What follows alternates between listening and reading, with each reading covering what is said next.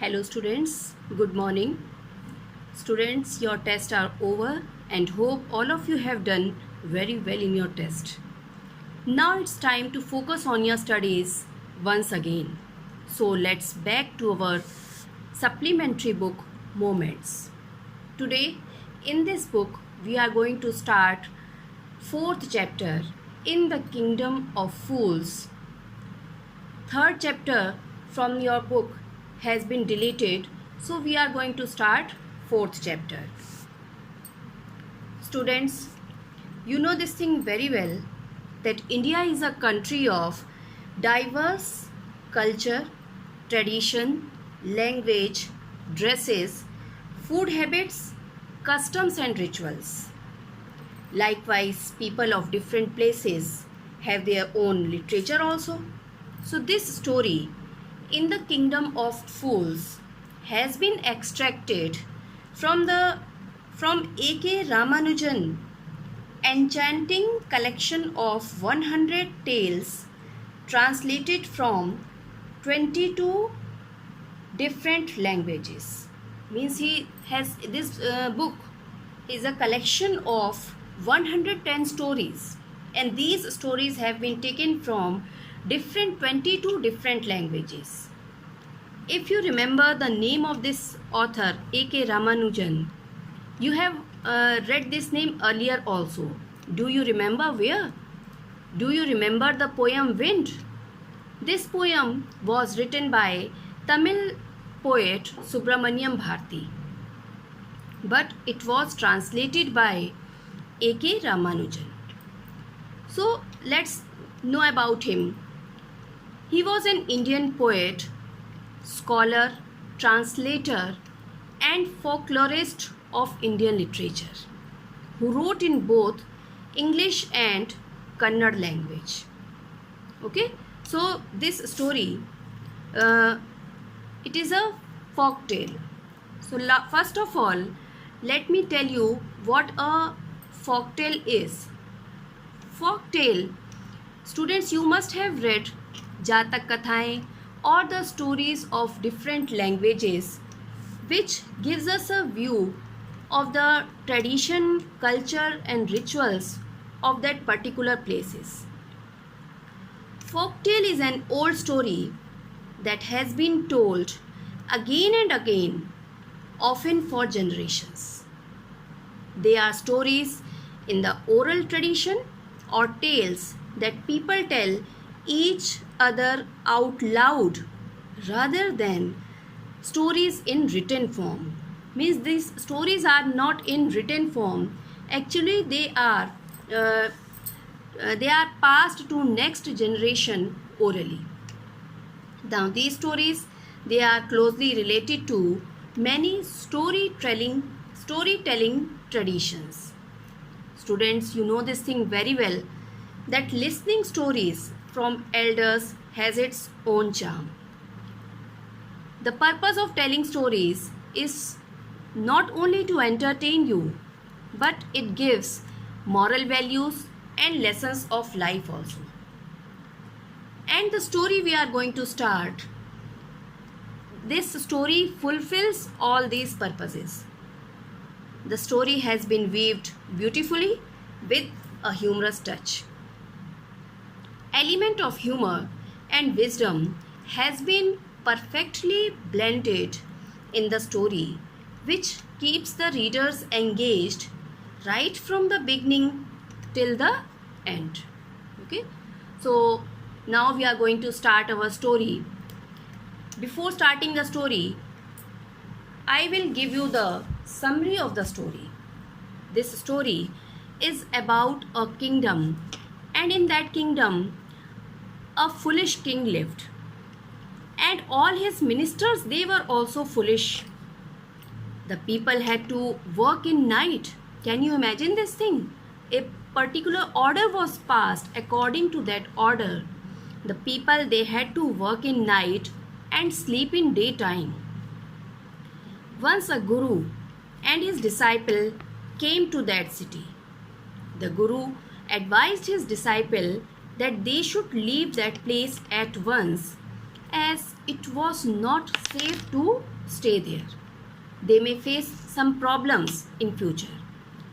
But the disciple, he was a greedy person, and he found that the place was that the eatables, they were very cheap there. So and he was very much fond of food also. So he decided to stay there. But Guru, he was a wise man. He left the place. Every day the disciple ate to his fill and soon grew fat. Meanwhile, there was a unique trial in the court of the king. A very strange case came in front of him in the royal court. A thief had broken into a rich merchant's house. As he was coming out of the hole, means to say that the thief had entered the house through a hole. The old wall fell on him, and the thief died on the spot. The case was brought to the king. The king accused one by one. To whom did he accuse? To merchant. Which merchant? In whose house the thief had entered. You will be surprised to hear this. It's quite strange that the person who had been robbed by a thief, he was accused for the thief's death. Bricklayer, then dancer, after that a goldsmith, and then again the same rich merchant. The rich merchant, the father of present owner of the house. A new stake was built for execution of the merchant, as he had inherited the wealth as well as sins of his father. Now the merchant's father, he was no more, so it was found that the merchant, he had acquired all his wealth, he was enjoying his father's wealth, so he had to pay for his sins also. The merchant was too thin to fit the stake. Now stake is a structure on which the person is hanged. Then the disciple was brought to the place of execution, as he had grown fat. The disciple remembered his guru and prayed to save him. His guru appeared at once and whispered something to him. Now when guru found his disciple in trouble, he immediately came to his help, and he whispered a plan in his ears. Now they started fighting. Who started fighting? The guru and his disciple. To be executed first. For what they started fighting? To be executed first, and announced the king that the stake was not an ordinary stake. Whoever would be hanged first would reborn as the king, and next would reborn as minister. Okay, so they made a fake plan, and the foolish king and his minister, they came into his trap. The king and his minister were executed the next morning. Now the people requested the guru and his disciple to be their king and minister. They agreed and changed all the old laws. Now they again brought the people to their normal life. So this folk tale tells us about the value of wisdom. Okay? Now let's discuss the theme of the story. Students, you know this thing very well, that if a person is wise, if a person uses his practical knowledge, common sense, then he can achieve many things in life, while foolishness can bring about one ruin. As you will read in the story, the foolish king and his minister, their life ended. how their life ended owing to their foolishness. So this is the theme of the story.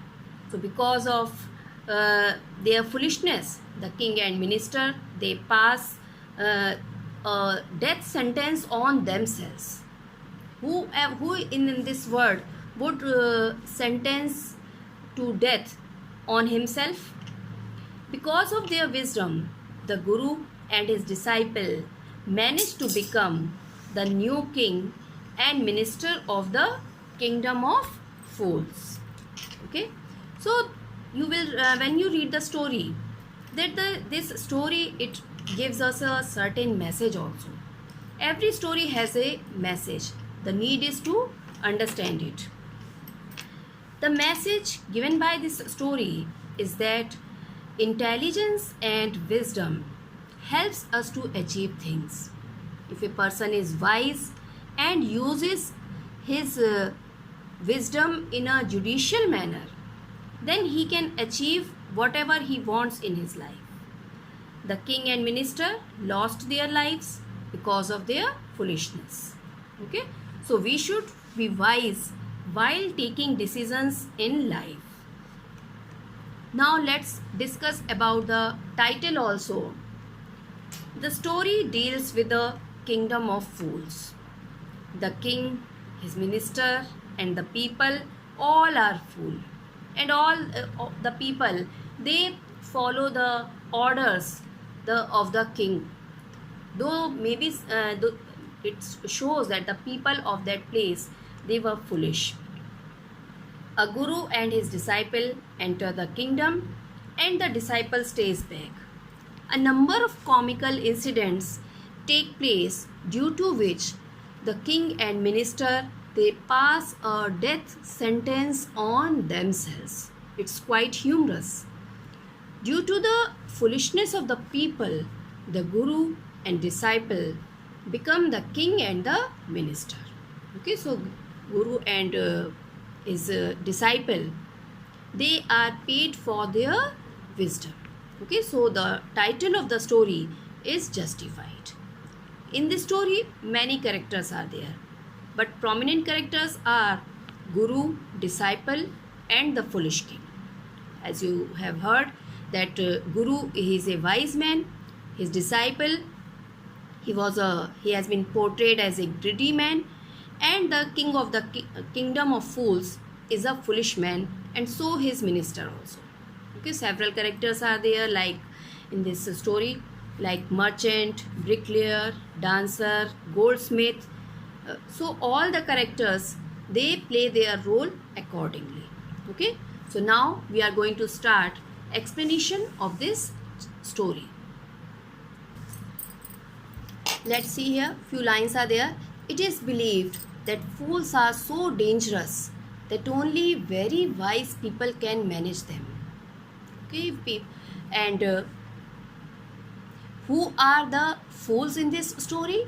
What happens to them? To know this, let's start our story. Okay, in the kingdom of fools, both the king and the minister were idiots. Idiots means they were foolish people. The kingdom of fools, it is said, because all the people, include the king, not only the king and his minister, but also the people of that place, they were foolish. They didn't want to run things like other things. They wanted to do something extraordinary. Okay, as they were foolish people, so they took some silly decisions also. So what did they decide? So they decided to change night into day and day into night. So what did they do? They decided to go against the law of nature. Days have been made to do work and nights for taking rest, but they decided to reverse the pattern of nature. They ordered that everyone should be awake at night, till their fields, and run their business only after dark, and go to bed as soon as the sun came up. So you see that all the work which are done in daytime, like till their fields, doing work. Farmers, they will do their work in fields in night. So you can imagine how much difficulty they would face, but they followed it. The people, they followed the instructions and run their businesses only after dark. So at night all the businesses they would run and go to bed as soon as the sun came up. Doesn't it sound quite strange?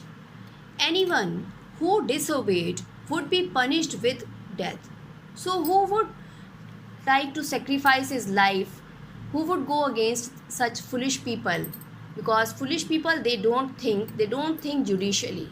What may be the consequences of these silly decisions? They had no idea.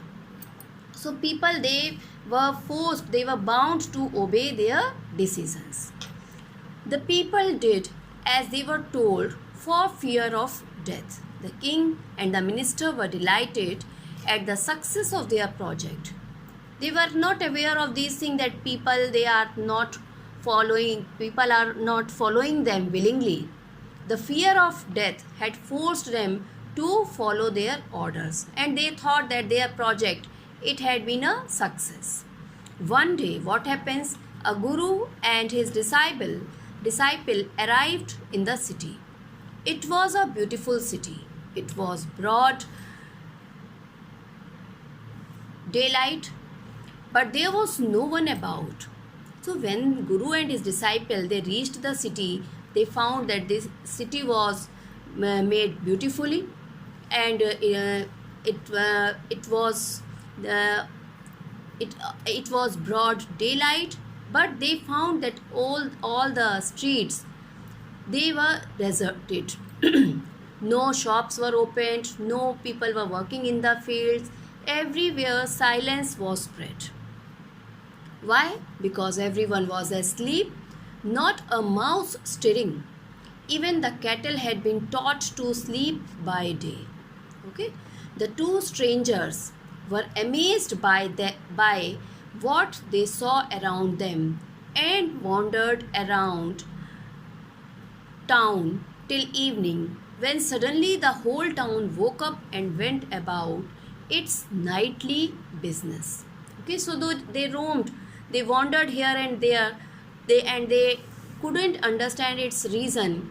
In the daytime, all the streets were lonely and deserted. All shops were closed. No one was working in the field. People, they were very much surprised to see this.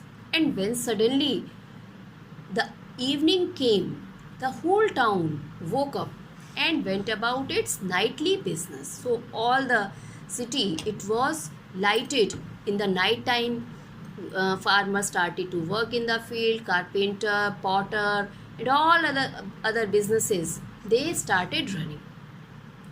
They were very much astonished to see such a strange city. The two men were hungry. Now the shops were open. They went to buy some groceries. To their astonishment, they found that everything cost the same. Another surprising thing, they saw that everything cost the same, whether it was gold or a vegetable, simple vegetable, or cloth or any other item. All the things, they cost the same. A single dudu. Now dudu is the currency of that place, as in all the countries, they have their own currencies.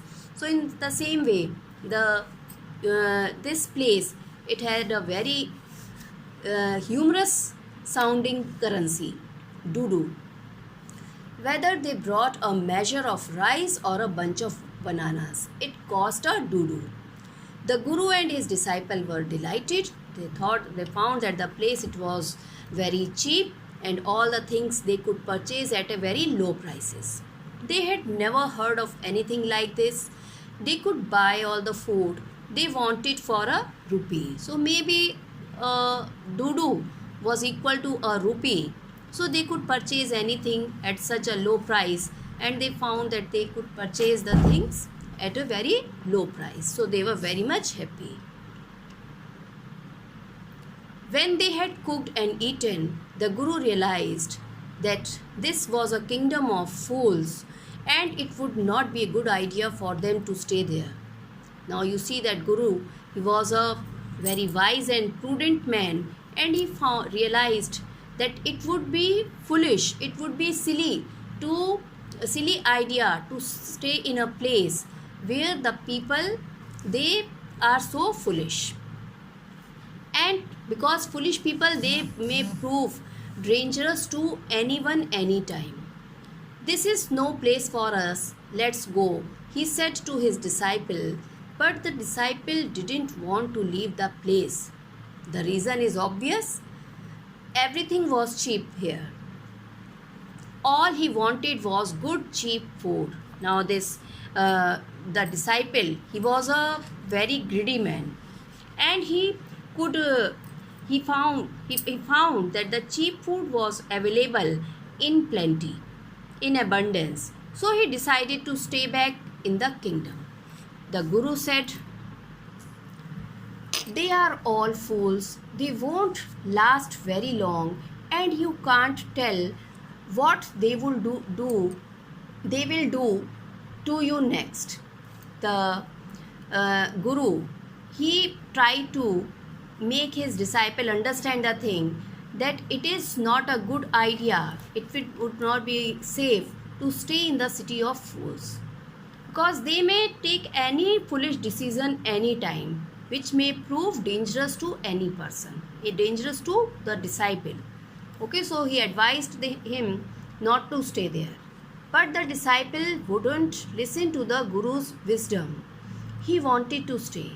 The Guru finally gave up and said, now he wanted to, the disciple, he wanted to stay back in the kingdom and enjoy to the fullest. He found that he would enjoy food at a very low price, and there was no harm in staying in that place.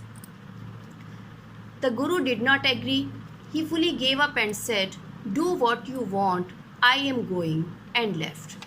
The disciple stayed on, ate his fill every day, bananas and ghee and rice and wheat, and grew fat like a street side sacred bull. So day by day he became very fat. Okay. Now the incident of theft happened in a rich merchant's house. One bright day, a thief broke into a rich merchant's house. Now as the thief, they do the stealing at night, so as in daytime, as all the people, they were sleeping. So the thief, he broke into a rich merchant's house in a bright day. He had made a hole in the wall and sneaked in. As he was carrying out his loot, the wall of the old house collapsed on his head and killed him on the spot. Sneak means he was trying to move secretly. He had made a hole in the wall and he entered in the house secretly, and when he was carrying out his loot, the stuff he had stolen, the wall of the old house collapsed. Collapsed means it fell down on the thief's head and killed him on the spot. His brother ran to the king and complained. Now you imagine here, the thief brother, he ran to the king's court and he made a complaint there. Your Highness, when my brother was pursuing his ancient trade, now you see there in that foolish kingdom, stealing was a trade, ancient trade. A wall fell on him and killed him.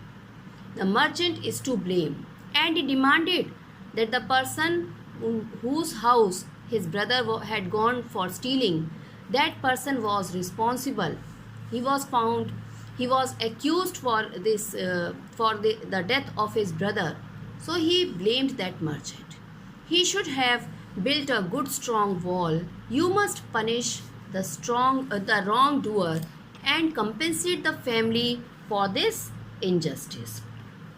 He demanded that the merchant, he should be punished because the wall of his house was very weak. He should have made a strong wall. and he demanded that the merchant should be punished, and so that he demanded and compensate the family for the injustice. Compensate means he should be given some money and for the losses for this injustice, and he called it injustice also. Okay, the king said, justice will be done, don't worry, and at once summoned the owner of the house. Summoned means he called the owner of the house, and he assured the thief that he would be given the justice. There was no need to worry about, and justice would be given to him. Okay, so for today video is over. In next video we shall complete this story. Thank you. Have a nice day.